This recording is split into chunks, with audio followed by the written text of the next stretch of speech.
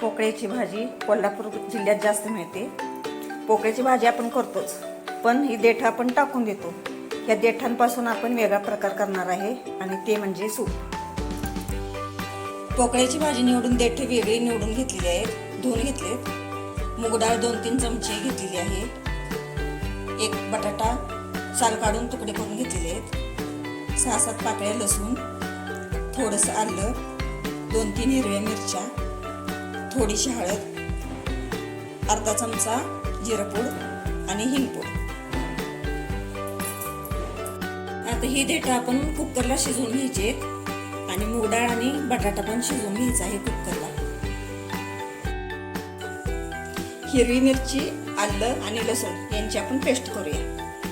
मूग डाळ आणि बटाटा यांची पेस्ट करून घेऊया. पोकळ्याच्या देठाचं पेस्ट करून घेऊया.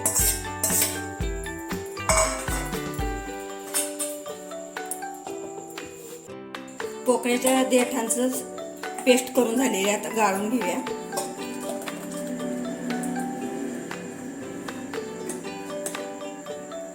यांच्या शिरा असतात ते निघून जातात गाळ्याला.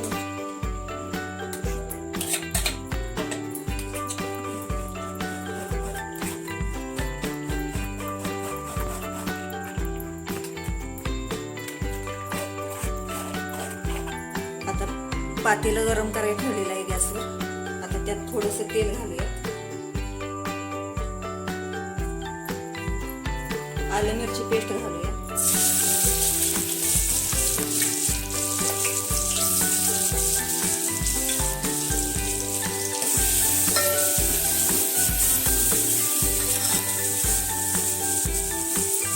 हिंगपूड घालूया.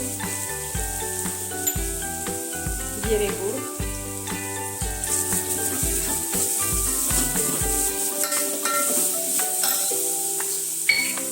हळद,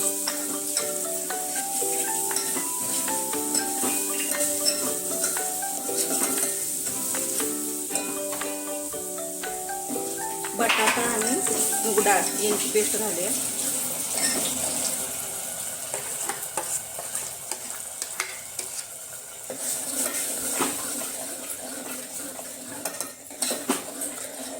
आणि पालकांच्या देठांचं पेस्ट.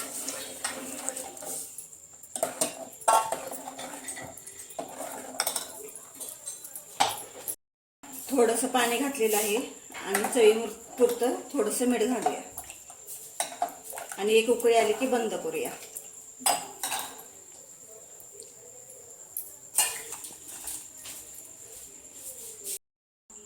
कशी वाटली रेसिपी नक्की ट्राय करून बघा. कमेंट करा, सबस्क्राईब करा.